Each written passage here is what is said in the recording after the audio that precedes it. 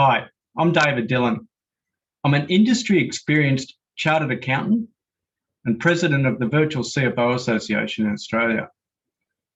When I look at a trucking business, I probably see things that you don't. I'm not here to tell you about trucks. You either know trucks or you don't.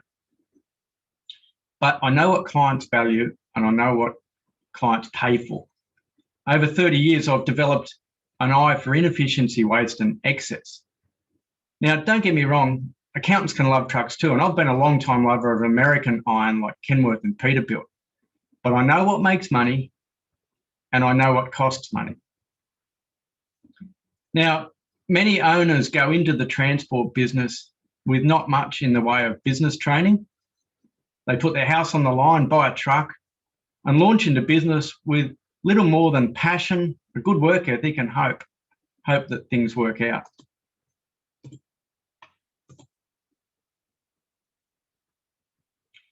So I've put this 40-minute presentation together with the hope that you can take some tips and techniques back into your own transport business so that you can better manage the business that runs your operation.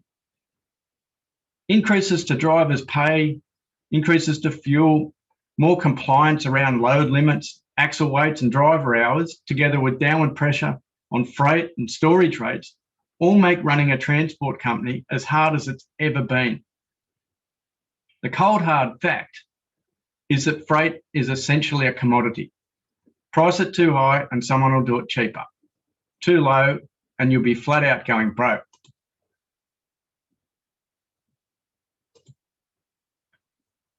So just by way of background, there's more to running a successful road transport company than simply running a good operation and having happy customers. You've got to make a profit. That profit's got to be able to be reinvested into the business. And often the difference between a profitable company and a struggling one is effective financial management. The best companies have less surprises because they understand their costs and cash flow, and it gives them more confidence in being able to price effectively. So what is effective financial management? I try and make it as simple as I can. To me, there's only two main concepts you've got to get your head around. The first of those is the 5 pillars ecosystem. And that's strategy as an overarching pillar, budgeting, forecasting, reporting, and cash flow management. Now, these work together in harmony with each other. You need all 4 of these things to be able to make proper, informed strategic decisions. If you over-rely on any one of them, like maybe reporting, you think, I've got good reporting, that's all I need. Or if you don't have any others, like maybe a forecast or a proper budget, you simply can't properly manage your business. It's not the way that expert company directors do it in big successful companies. The other concept is 3 levers. So I've got the picture of the excavator here. The guy's got 3 levers in front of him. If you can imagine, that's a business machine. He's got revenue, direct costs, and overheads. And there's a reason that you structure the financials around that, and we'll go into that. So the aim of the presentation is to show you how these 2 concepts work together to let you properly manage your business. It allows you to make informed strategic decisions about the future. And hopefully that's going to stop you lying awake at night, worrying about the safety of your truck and driver, because you know in the back of your mind that you've had to skimp on R&M just to make ends meet. So who am I? What gives me the right to sit here and talk to you about the road transport industry? Well, I've had my own accounting business called Custodian Back Office since 2015. We're virtual CFO specialists. That is, rather than working for one big company, I work with a portfolio of smaller businesses. And I have a specialist transport division called RigBiz. I'm a fellow chartered accountant. I'm a fellow of CPA Australia. I've also done an MBA. I've authored 2 business books, got 30 years of corporate experience across a range of companies. And I've got a bunch of clients there that you can look at my website and read testimonials if you choose to. So today's program, we're going to work through those 5 pillars, and we're going to blend the 3 levers into that as well. Now we're going to start talking about strategy and how that's an actual process about deciding what you're not going to do effectively. And it's all about trying to develop a sustainable competitive advantage. And that means that you're going to be doing things better than your competition so that you survive. And the 4 pillars of strategy there are efficiency, quality, innovation, and customer responsiveness. Now you've got to have a strength, but you've got to be good enough in all of those 4 elements to properly compete. We'll then move into budgeting. We'll use the 3 levers structure to break down the business and show how you can produce detailed budgets all the way down to, for pieces of equipment, truck 34, trailer 98 or something like that, and add them all up together to get your overall budget. We're going to look at the 2 different types of reporting and that they are very different to each other. So explain the difference between them.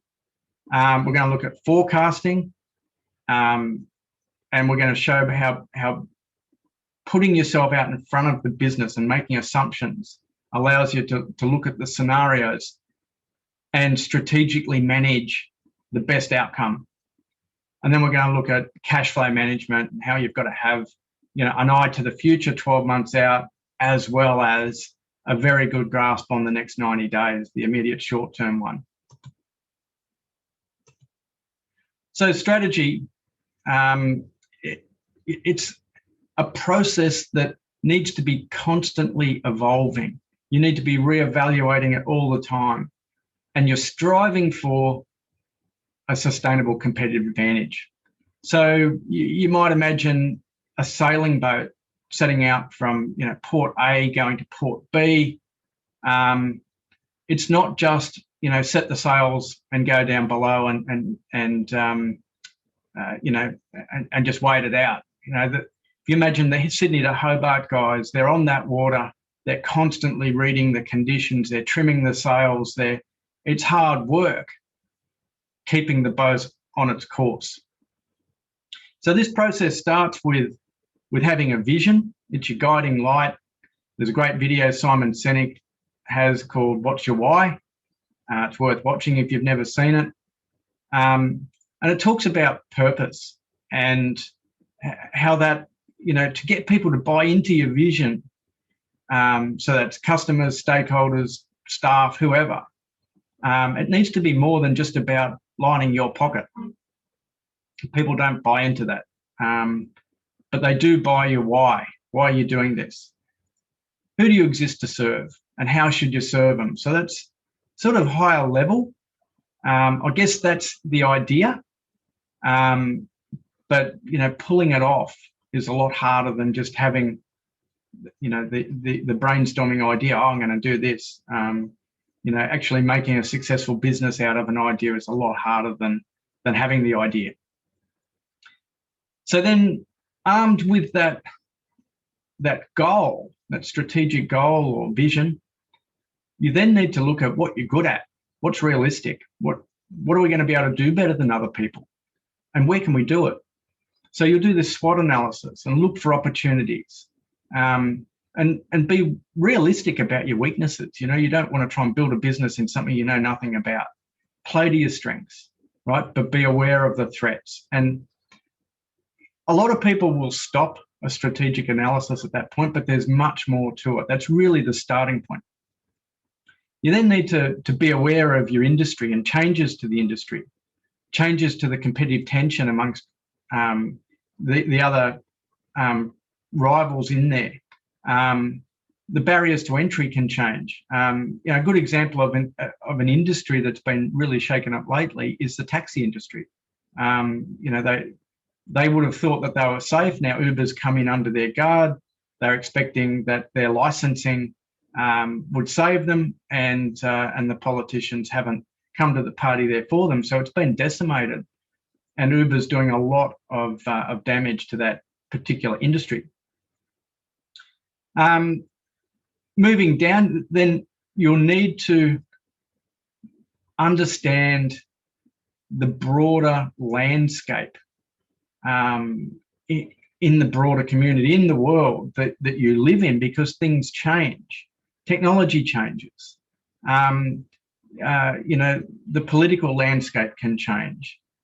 People have now got this ecological sort of bent to them, and anti-carbon and anti-coal-fired power and that sort of thing. So, you know, for the transport industry, that could be being very aware of electric vehicles, you know, which, you know, are leading edge at the moment, but, you know, at some point, you know, the industry will probably move that way. And then you need to roll all of those up and decide the basis of how you're going to compete. Are you going to be a cost leader or a differentiator? Now, cost leader, as the name implies, they can produce their stuff at a lower marginal cost per unit than anyone else in that industry. And that gives them an advantage, because in a price war, they can survive longer. If their competitors it's costing them more to make and they're selling for less, they will just go broke quicker. Now, differentiator, that's where people are prepared to pay a premium for extra features and benefits beyond just, you know, the budget model. An example there might be, you know, a Rolls-Royce car. People are prepared to pay for that luxury, even though it still only gets them from point A to point B. Now, the important thing about being a differentiator is that so long as you can sell something that costs you $1 to make for more than $1, then it's worthwhile doing that.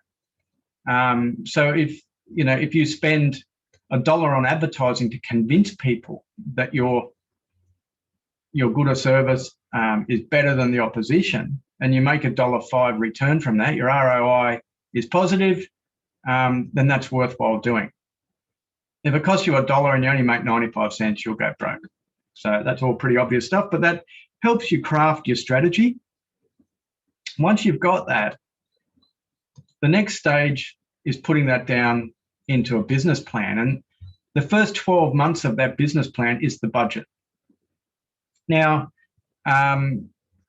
you know, you might do a 5-year business plan, but each year you're going to redo your budget, knowing more about what's been happening than you did the year before. So you're fine-tuning this and getting better at this budgeting process all the time. The real power in the budget process comes from the strategic thinking and pulling the business apart, understanding the key drivers. It allows you then to set marker posts out or targets into the future that you can actually tick off as you pass them by. So yet we're on track here, or not. You know, it's after 3 months we're expecting to be at this marker post and we're not. What's going on? So that's what a budget allows you to do. I've heard some really good ideas around the boardroom table, but you just don't know if they're a good strategic idea until you cost them out. The quote there from Deming at the top, you know, without data, you're just another person with an opinion. Now, salespeople can be very convincing, but it's not until you actually run the numbers that you can work out whether that idea actually stacks up. Now, in terms of casting this budget out, there's a couple of points here on this page that are worth noting. So the first one is the structure. So you can break the business down into the sales, direct costs and overheads, the 3 levers. And that allows you to delegate responsibility to people that might have responsibility over those areas. So your fleet manager would be in charge of direct costs and, you know, the maintenance schedule of the fleet. Whereas you might have a business development person or a commercial person someone involved in that side of the business anyway would be more likely to do the sales than the technical maintenance guy. And you know, the overheads are the costs of running the business. So by using that, what it allows you to do there is where you can specifically identify costs that relate to something like a truck 34, truck 98, whatever, and trailer 104, you can actually do separate budgets and add them all together and get you the whole overall consolidated picture. And you do that by using the hierarchy, the 4-level hierarchy here, where what I've found over the years is that people in the transport business and other businesses I've been involved in as well, for that matter, often talk at an item level. They're talking about oil filters, air filters, tires, fuel, those sort of things. They're item level. They may, if they're significant cost, roll up and have their own GL code level in your accounting system. But things like maintenance, I often see it where there might be 2 or 3 maintenance categories. You know, servicing costs might all get lumped in together. So that's where you need to break it out into these item level things as well. But it then lets you pull it all together in an overall consolidation so you can work out if the company, the business that you're trying to manage, is making money or not. Now, the first of these levers is a sales lever. You actually need to get quite granular with building up that information. So it'll be talking about customers, rates, volumes, when it's going to happen, how long it's going to happen. Those sort of pieces of information are important because 6 months down the track, if you're not reaching your marker posts or targets that you've set out, you'll want to know why. And you won't be able to answer that question if you haven't done this level of granular assumption-driven analysis. So it could be that you know, we're behind on sales because we hoped that we'd be able to put a price rise out across all of our customers in June, but that didn't happen.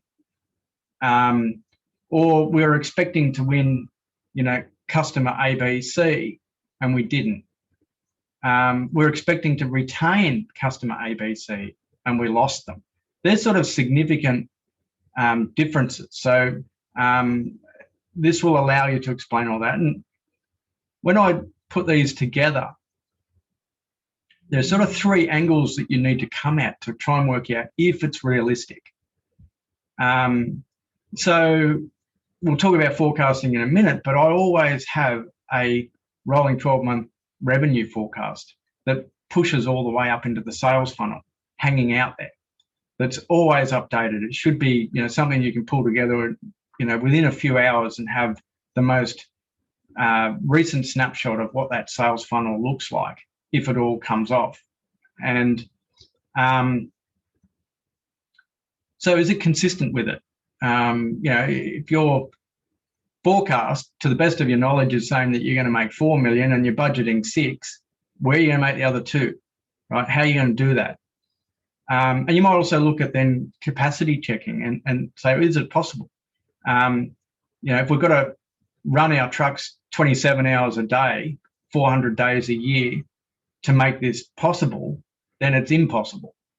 And another one you might look at, a lot of people make the mistake of using this, like last year plus 20%. Well, that's actually not a starting point, that's an ending point. It's what you can check all the work that you've done and say, is that realistic? You know, 20% increase, if you've got a plan, yep, okay.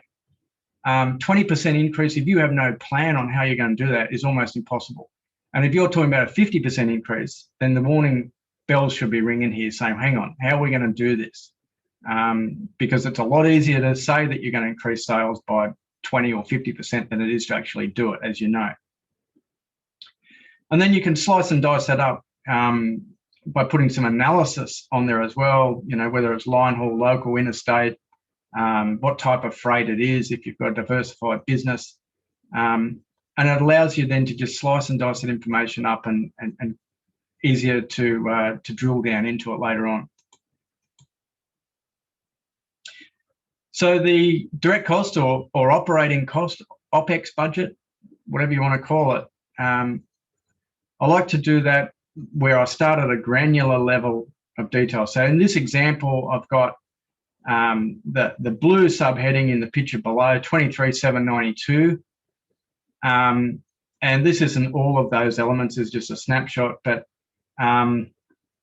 you'll see there where like the repair and maintenance subheading, 23 grand, that is an accounting code level. That's not the way technical people think. They think of oil filters, air filters, degreaser, clutches, gearboxes, all those sort of things.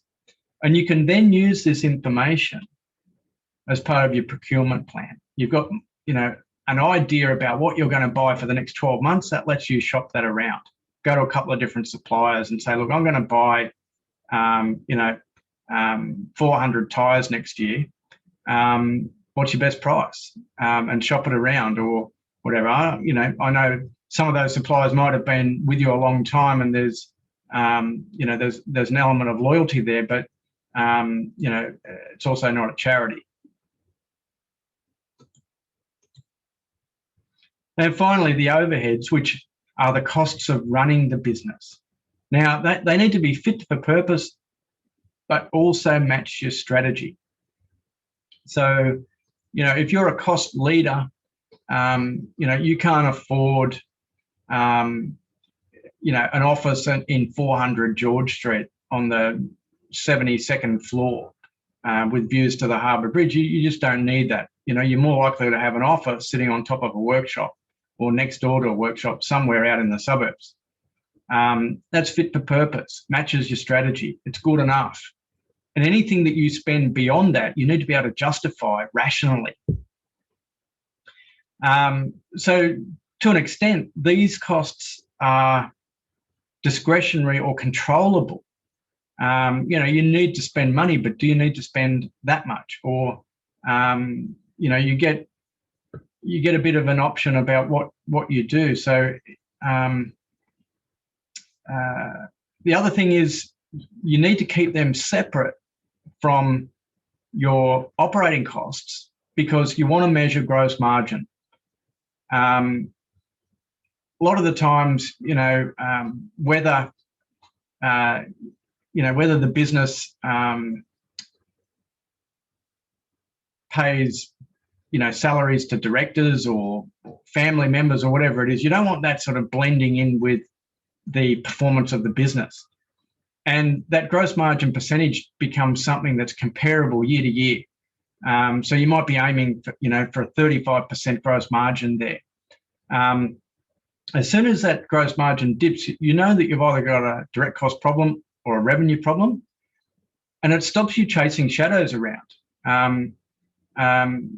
If the gross margin is constant and your profitability is going down, it probably means that your overheads are going up relative to the rest of it, and you need to have a close look at that. So it really just stops you chasing shadows and lets you better control things.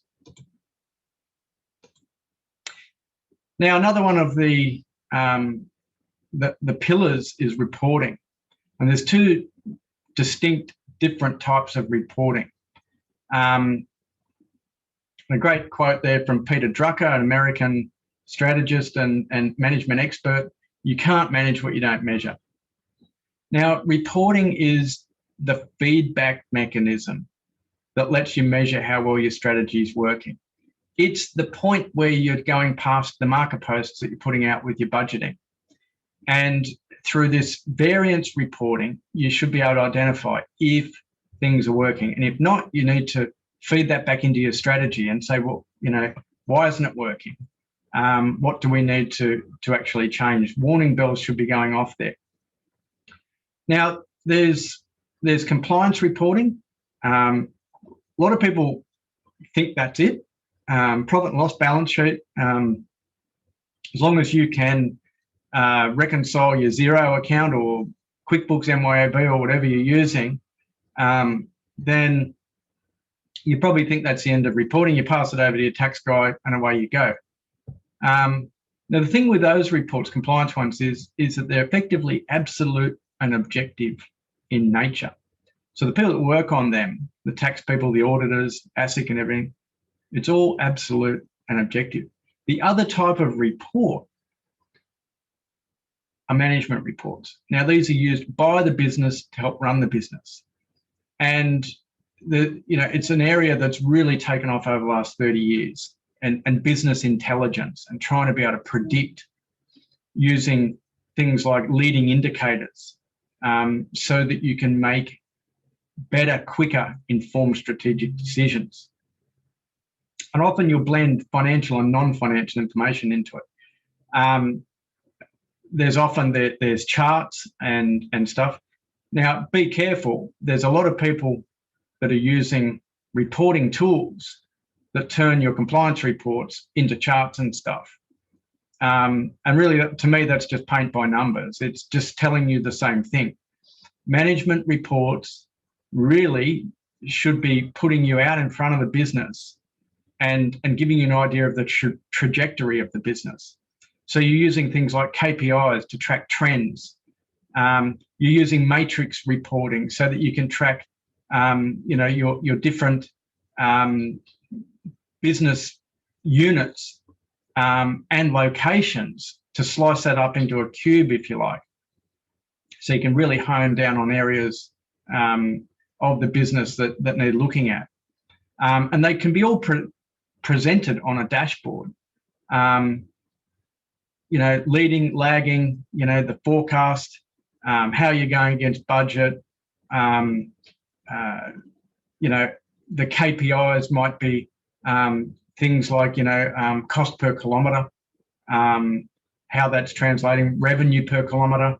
Those sort of statistics help you give an idea of the health of the business. You don't get that from compliance reporting.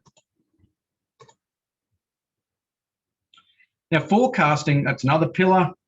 It's a forward-looking planning technique. And it's where you make informed estimates or assumptions regarding what you think might happen in the future.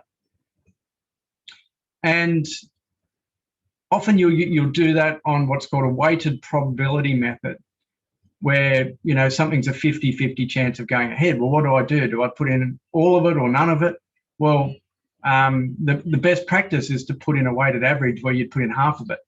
If you have two things the same, two things for $100, and they're both 50-50, you would assume that you'll get $100 worth. So rather than having one at 0 and one at 100, you put both at 50. And by having that visibility, it gives you lead time. So it allows you to be proactive and strategic with your response, rather than just always reactive, getting pulled around from pillar to post, pulled away from what you should be doing, and into the problems of the business because you haven't seen these things coming. And it's not a precise science. A lot of people probably, the criticism of forecasting, whether it's weather forecasting, financial forecasting, anything, is that it's not precise. But it's certainly a lot better than crystal balling, and it's certainly a lot better than not doing it. And again, the same with budgeting. I mean, the budget is really just your first forecast of the business anyway for the year. It's the real value comes in breaking the business down into the key drivers and looking at current trends and relationships between revenue and expenses, and trying to cast that forward as you expect things might play out. And you might do that scenario analysis, best, worst, and unlikely case as well. Now, there's a thing called a three-way forecast. That's best practice. Banks and investors love them. And that's because they've got accounting integrity, and that can be verified.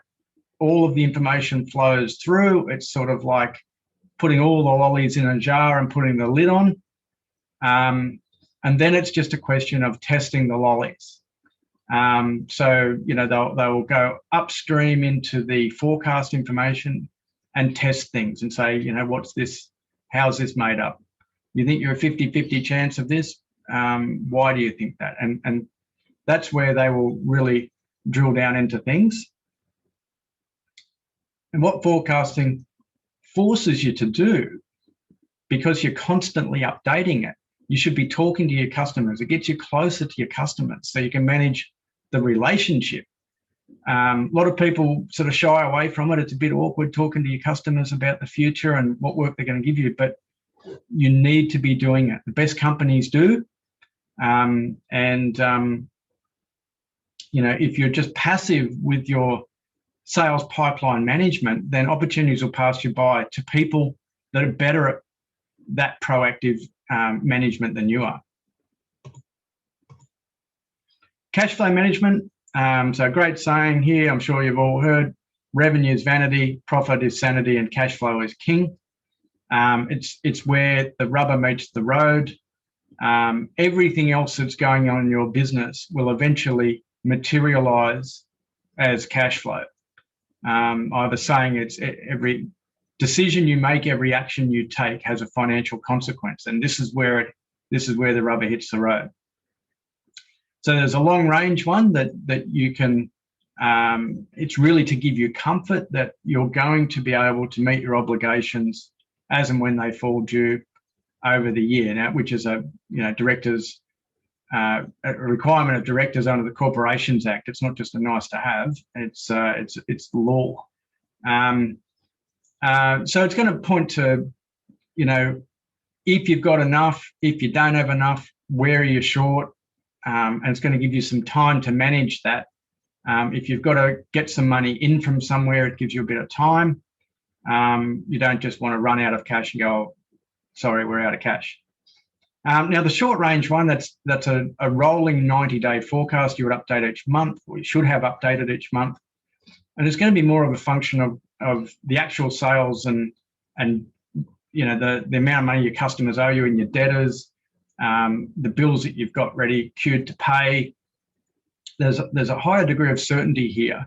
You might have to use a bit of averaging for some prompter payments that aren't running through debtors and creditors, things like lease payments and those sort of things as well. But you can get very clear, and if it's really tight, you'll soon see that if Peter doesn't pay you by the 23rd, that you can't pay Paul on the 24th.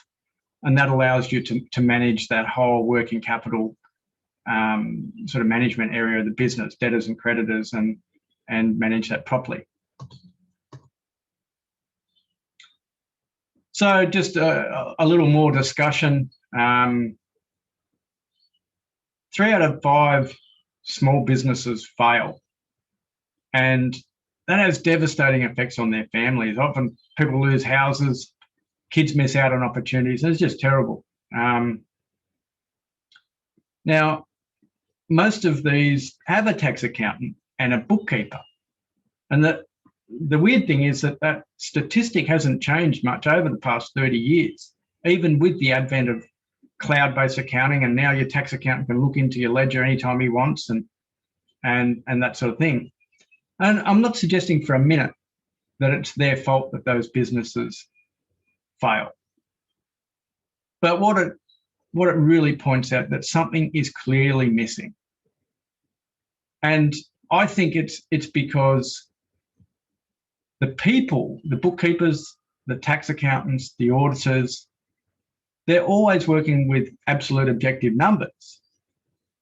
Whereas strategic planning and management of businesses relies mainly on relative subjective numbers. You think this is going to happen. You think it's going to happen, in this month or whatever. And then the budget and the actuals, they relate to each other, and then it relates to the forecast, and it comes back to the cash flow. It's just a different way of thinking. And I think a lot of businesses just don't understand that. They sort of push their bookkeeper and tax accountant into areas that they're not really strong at, hoping that they'll do it. There's a better way. You wouldn't want a leg doctor operating on your ear just because he thought he had a bit of free time. I might have a go at doing that. So if you can put those 5 pillars into play, it'll allow you to adopt an anticipate, evaluate, and navigate mindset. And that will allow you to build a reliable, predictable business. It'll stop you getting dragged away from what you should be doing and pulled into problems with your finances. It'll allow you to focus on your customers' needs, grow your business, rest peacefully at night, and allow your family to prosper. So that's why businesses adopt the 5 pillars. And, there's another point here. It's just a lot of freight work is won by the big guys. They can only make money if they subcontract the work out, but you need to be able to pick and choose what work you take. You shouldn't just take, every contract that you can get. You'd be far better off going broke sitting on the beach than you would sitting in your truck driving, from pillar to post and losing money, right? It's not worth the risk of skimping on repairs and maintenance to try and make ends meet. There's just too much on the line. Sometimes you're better off to not get a contract and watch one of your competitors pick up that losing contract, because it frees you up for the next one that there might be money in.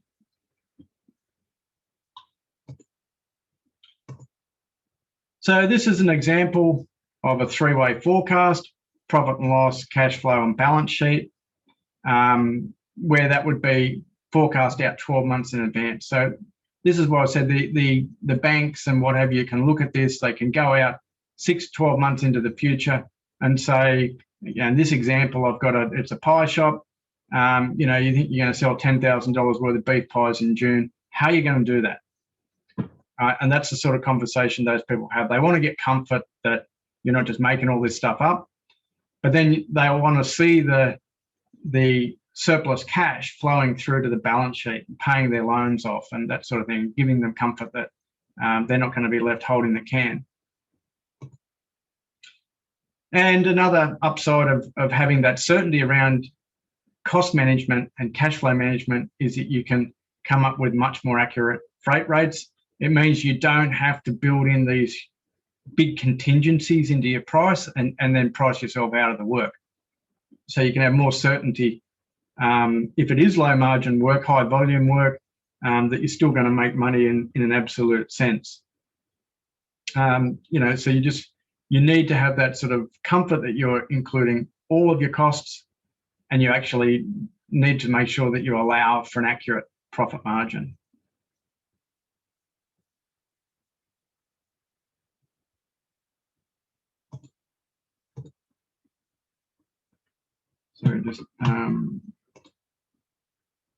Okay, so thanks very much for taking the time to watch the presentation.